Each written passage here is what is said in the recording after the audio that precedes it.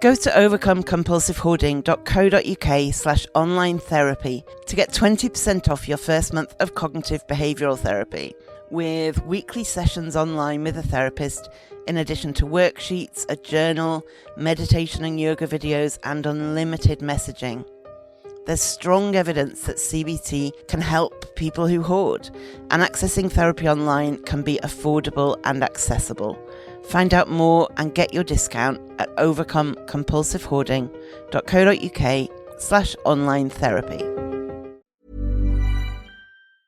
A lot can happen in 3 years, like a chatbot may be your new best friend. But what won't change? Needing health insurance. United Healthcare Tri-Term Medical Plans, underwritten by Golden Rule Insurance Company, offer flexible, budget-friendly coverage that lasts nearly 3 years in some states. Learn more at uh1.com. Ryan Reynolds here from Mint Mobile. With the price of just about everything going up during inflation, we thought we'd bring our prices down. So to help us, we brought in a reverse auctioneer, which is apparently a thing. Mint Mobile Unlimited Premium Wireless. How to get 30, 30, bit to get 30, bit to get 20, 20, 20, bit to get 20, 20, bit to get 15, 15, 15, 15, just $15 a month? Sold! Give it a try at mintmobile.com/switch. $45 up front for 3 months plus taxes and fees. Promo rate for new customers for limited time. Unlimited more than 40 gigabytes per month. Slows full terms at mintmobile.com. Think of all the sleep hacks you've ever heard. You could spend years trying them all, or you could instantly transform your sleep with Boll & Branch. They make the softest, most breathable bedding you'll ever feel. And it's all 20% off. That's their best sale of the entire season.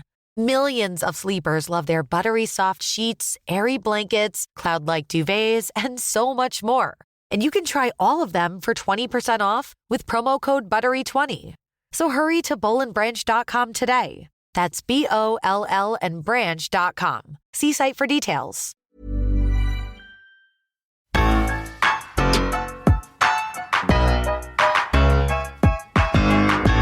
Welcome to the Overcome Compulsive Hoarding with That Hoarder podcast. I am drowning in stuff and trying to find a way out. Listen as I explore the issues and delve deep as somebody profoundly affected by hoarding disorder. Find out more, including links to subscribe to the podcast and all of my social media at overcomecompulsivehoarding.co.uk. Finally, I am not a doctor. I am just a hoarder doing her best. So do seek professional support if and when you need it. Hey, how are you? I hope everything is going well for you. Things here are fine. The days are getting longer, which is really nice. It's nice that you can go out at 4 o'clock and it's not dark yet. I appreciate it. So, today I have a random thing I found this week. And then I am talking about how time-consuming living in a hoard is. And then I have a shout-out. So, let's start. It's time for the pointless thing I found this week. This is actually a double. I found 2 bank cards this week. There was a bank card that expired in January 2012, which for context is before the London Olympics. And I found a credit card that expired in October 2007. Well done me.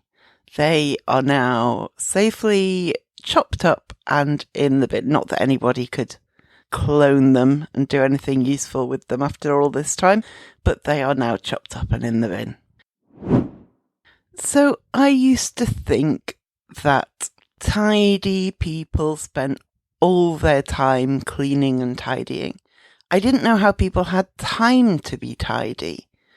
There is so much to do. How could they fit tidying up in when we live in a world where we work and we socialise and we sleep and eat? How do people fit in the time to tidy? And I used to think, even if I get my home tidy, I can't maintain it because I don't have time to be cleaning and tidying all the time. That was how I saw things. But I've been coming to a gradual realisation, probably an overdue realisation, that actually it's living in a hoard that's really time consuming. And I'm not talking about the time it takes to de-hoard. That is massively time consuming, and I knew that because there's a lot of that to do. But it's actually all the other stuff that takes longer when you live in clutter, when you live in a hoard. And as you may know, I, for a long time, couldn't access or really use my kitchen cupboards.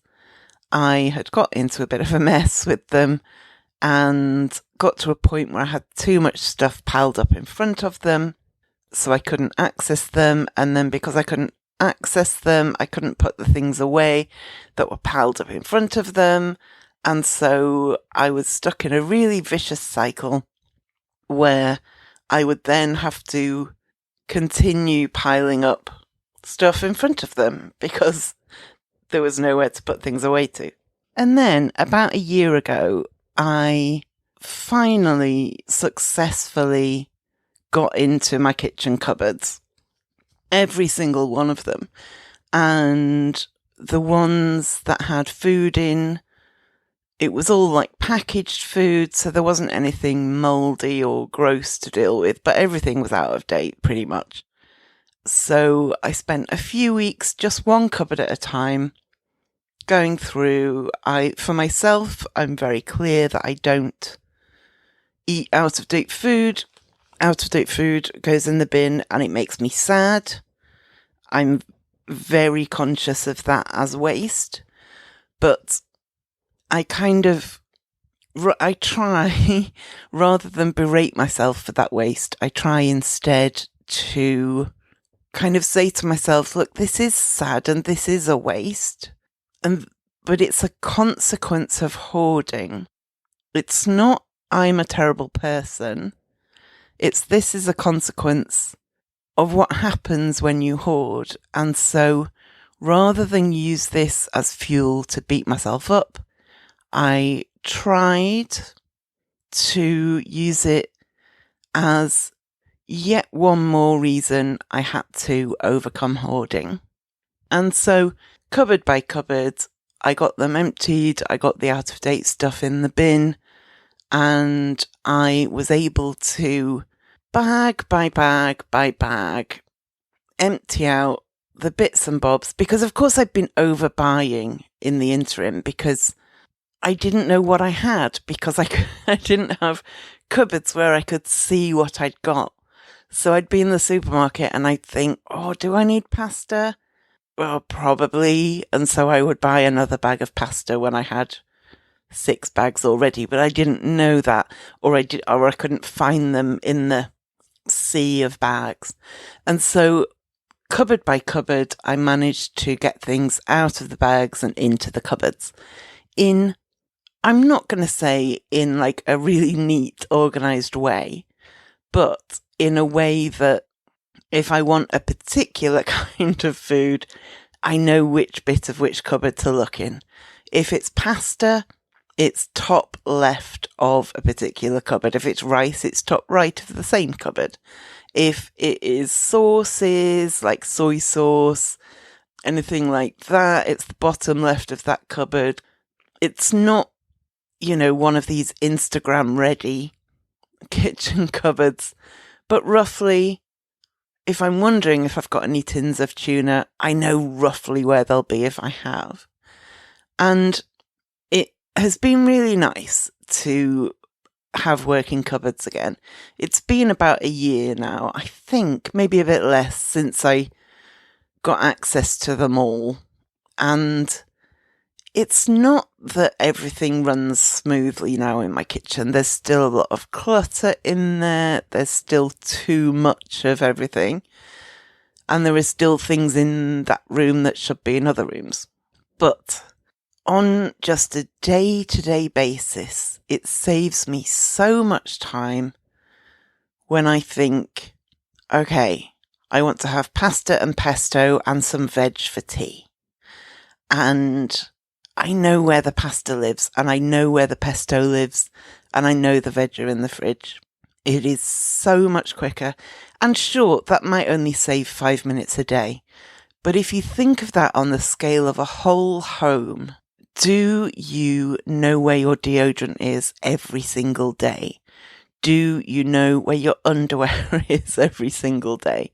Do you know where your keys are? Do you know where your bag is? Do you know where your coat is?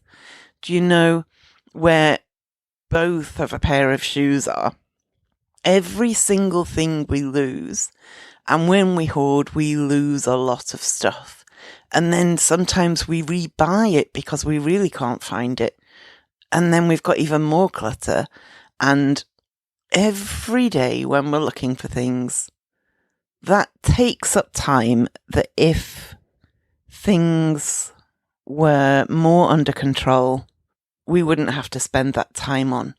And 5 minutes looking for pasta and 4 minutes looking for deodorant and 3 hours looking for your other shoe every day, even if it's 30 seconds looking for your keys and 30 seconds looking for your coat, that's time you could be spending having an extra 30 minutes sitting down in peace before you leave for the chaos of the commute. And it's not just the fact that we lose things that makes living in a hoard really time consuming. There's also the procrastination and the avoidance and the decision fatigue that we can really get kicked by, and that can slow us down considerably. When you are surrounded by clutter, that's really overwhelming. And when things are overwhelming, we might feel intimidated. We might not know where to start. We might not have any confidence that we are capable of tackling it. And so we delay, we procrastinate, we put it off. And all of that delaying, all of that procrastinating, all of that overwhelm means that extra deliberation, that extra postponing isn't always, or isn't often, dare I say, spent productively. It's not like we procrastinate de-hoarding by doing something else that's useful. Occasionally we do, sometimes we do. But if you're anything like me, that procrastination looks like sitting in a heap and panicking or shutting down, one or the other. It's not productive time. It's not practical time. It's not useful time. It's unpleasant, and it's a lot of nothing. Overwhelming nothing. How can that even exist? And yet I feel it in my bones. And living in a hoard is stressful. It's stressful to not be able to find your car keys when you're about to leave for work. It's stressful to never know if you're running out of coffee.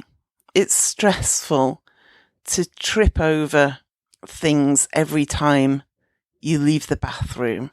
It's stressful to live in fear of somebody knocking on the door and needing to come in. And all of that piles on top of the time wasting and that overwhelmed procrastination and slows us down again. Even if we think we've got that kind of high stress productivity going on, often that's not very efficient. It's not very productive. We're kind of running around and not getting a whole lot done. All of that is time consuming. And if our homes were tidier, had less in them, a good chunk of that would disappear and we would have that time for whatever else we wanted to do. I'm not saying that if you live in a neat home, you'll never lose your keys. Some people lose their keys in a room with nothing but a table. But the sheer quantity of things you might lose one after the other, after the other, after the other, or that extra 30 seconds here and that extra 30 minutes there, it all adds up. I know some hoarders are in a position to clean and some are not. But if you are in a position to clean, and if you do clean, first of all, the more stuff you've got, the more stuff there is to clean. That takes extra time. If you've got more bookshelves than you need, that's a lot more bookshelves to dust. If you've got more piles of stuff on the floor, that's more that you have to move in order to vacuum the floor and then move back so you can vacuum the other bit of the floor. I knew a woman years ago who resisted any kind of ornament like candles or figurines or anything like that. And she would always just say, it's just more to dust. And I didn't really understand at the time, I think because I hadn't dusted for a long time. But it's true, if you've got not only extra shelves, but those shelves are covered in things that need a bit of attention, that all takes a lot longer than if you had just a couple of shelves and you could wipe them down. If you listen to my episode with Jan about squalor, a word that I still hate, one of the reasons that hoarding can lead to squalor, it doesn't necessarily, but it can, is that it's just so much harder to keep on top of your cleaning in a hoarded home than it is in a neat home without too much stuff. I know whenever I stay at a friend's or go on holiday, especially if I'm somewhere like an Airbnb where you're expected to leave it in, to have done done your washing up and to tidy round before you go. It always amazes me every single time how quick and easy it is to tidy up a home that's already neat and tidy, compared to trying to do that in a hoarded home, which is a constant rolling a rock up a hill, isn't it? So if you find yourself thinking, I just wouldn't have time to clean on an ongoing basis, like I used to think, and I still don't really have full confidence that I would, but equally, I can't deny that living with far too much stuff is really time consuming. Everything takes so long. Everything takes so much longer than it needs to. I'm seeing a friend tomorrow. I haven't seen her since Christmas. I know her Christmas present is somewhere. It's going to take me ages to find it. I know that. I know which bit of which room it should be in. If I didn't live in a hoard, then even if I still only knew which bit of which room it was in, there would be a lot less to go through. There wouldn't be an excess of bags to look in to see whether her Christmas present is in them. And all the time I would save finding her Christmas present. In these examples, you can see the bits I specifically have problems with. Finding both shoes. I do tend to know where my deodorant is. That's because I have upstairs deodorants and downstairs deodorants because I know I lose them. Keys, I know are always in my bag, but where my bag is the bit that I have a panic round. The time it will take me to find clean clothes, never mind what I want to wear, it's just, is this acceptably clean? Do these things go roughly together?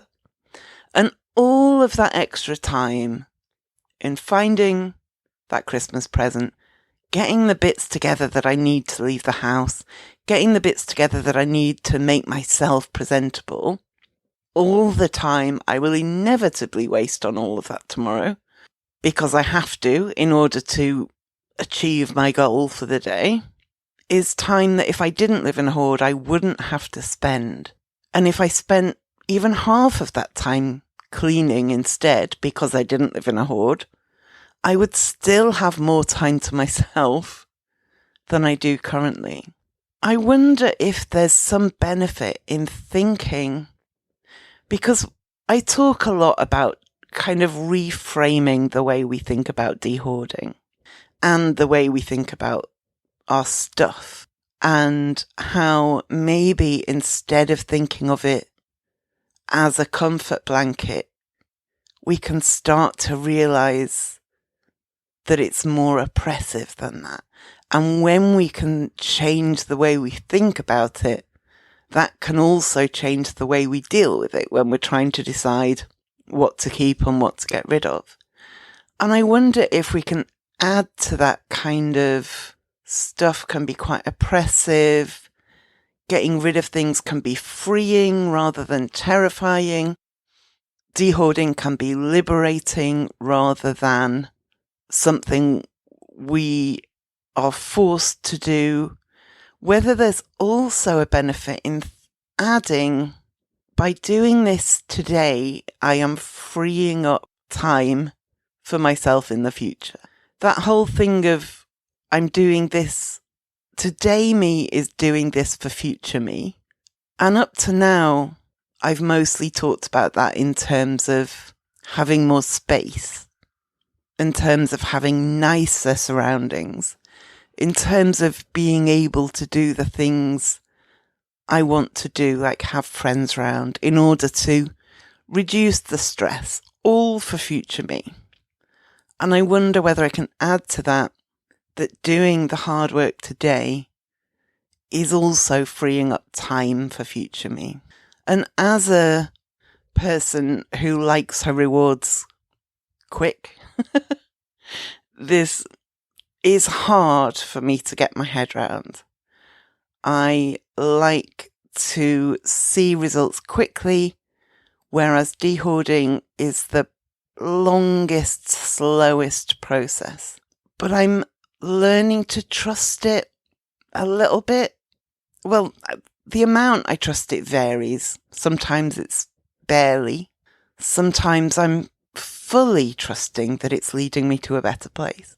And that better place, I'm going to really try and add to my mental picture of that better place being also a place where future me has a little bit more time. And if she uses some of that for cleaning, all the better. Do you want to be a de-hoarding darling? You can be now at overcomecompulsivehoarding.co.uk/darling. If you love the podcast and want a bit extra, you can finally sign up to subscribe. Members will get an exclusive monthly post with an additional top tip, some podcast and music recommendations, and a personal update from me about how things are going. Find out the full details at overcomecompulsivehoarding.co.uk/darling. Now on Broadway, An Enemy of the People is a New York Times critic's pick. Jeremy Strong is one of the great actors of his generation, hails the Chicago Tribune. In a performance the Wall Street Journal praises as powerfully affecting and bitterly funny. Michael Imperioli sets off sparks, cheers the Hollywood Reporter. Victoria Pedretti is luminous, raves variety. From director Sam Gold and playwright Amy Herzog, An Enemy of the People is urgent, electrifying, and haunting, declares USA Today. An Enemy of the People, on Broadway through June 16th only. Think of all the sleep hacks you've ever heard. You could spend years trying them all, or you could instantly transform your sleep with Boll & Branch. They make the softest, most breathable bedding you'll ever feel. And it's all 20% off. That's their best sale of the entire season. Millions of sleepers love their buttery soft sheets, airy blankets, cloud-like duvets, and so much more. And you can try all of them for 20% off with promo code BUTTERY20. So hurry to bollandbranch.com today. That's BOLL and branch.com. See site for details. So shout out this week to a podcast called Speaking of Psychology. They had a guest on called Samuel West, who is the founder of the fascinating sounding Museum of Failure, Have a listen to Samuel West. There was a book I read on the history of failure, and one of the ideas there was that the concept of a human being a failure is an American invention. So before in the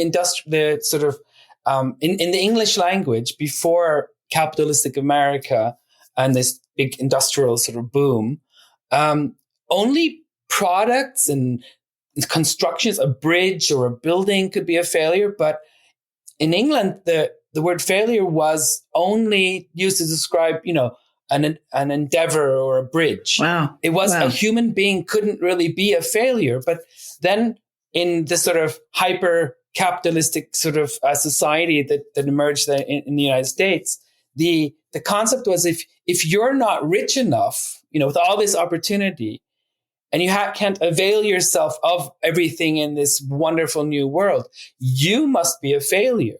So the concept of an individual being a failure is a fairly new concept. So I will link to the Speaking of Psychology podcast in the show notes. But thinking of what he just said, always keep in mind, you as a person are not a failure. You're not a failure. You may have made bad decisions. You may be doing so still. You may do things wrong. You may do things badly. But you, as a being, are not a failure. Okay. Thank you for listening, and I will speak to you next time. Thank you for listening to the Overcome Compulsive Hoarding with That Hoarder podcast. You can find more online at overcomecompulsivehoarding.co.uk. You can find me on Twitter at That Hoarder and on Facebook at Overcome Compulsive Hoarding with That Hoarder. To find out more about how you can support the podcast and the overall project, go to overcomecompulsivehoarding.co.uk/support and do subscribe to the podcast to make sure you don't miss any future episodes. There may be links in this podcast that earn me money. This doesn't come at any extra cost to you if you ever make a purchase through the links, and it helps to support the future of the podcast.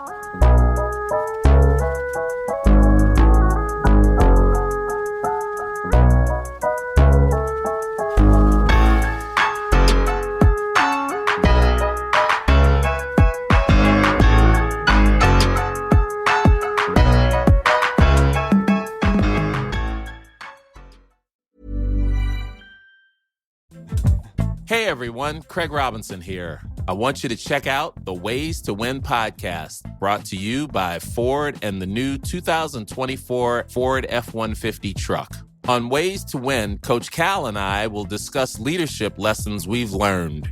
We know all about the days spent perfecting your craft outside of the limelight and have knowledge to share about how strength, inspiration, encouragement, and adaptability are the key ingredients to drive toward your dreams. And those same ingredients can be found in the new 2024 Ford F-150 truck. So check out my podcast, Ways to Win, and also check out the new 2024 Ford F-150 truck. Learn more at Ford.com. Built Ford tough, built Ford proud. Acast powers the world's best podcasts. Here's a show that we recommend. Are you ready for some hoops off? Are you ready for some hoops off? This is legitimately what you see people do right before they're going to fight. They take off their hoops, their earrings, because they don't want to get them ripped out of their ear, and they get ready for battle. Hey, I'm Liz. And I'm Karen. And you're listening to Hoops Off from Luminary. On this show, we take our hoops off to bring you the spiciest, the saltiest takes on each week's games. We'll also be reading books by our favorite players, reviewing Shaq-sponsored products. And of course, we'll be bringing the tea. Should I prepare the hot water? Oh, you better prepare the hot water. Please make sure to follow the show on your favorite podcast listening platform. Acast helps creators launch, grow, and monetize their podcasts everywhere. Acast.com.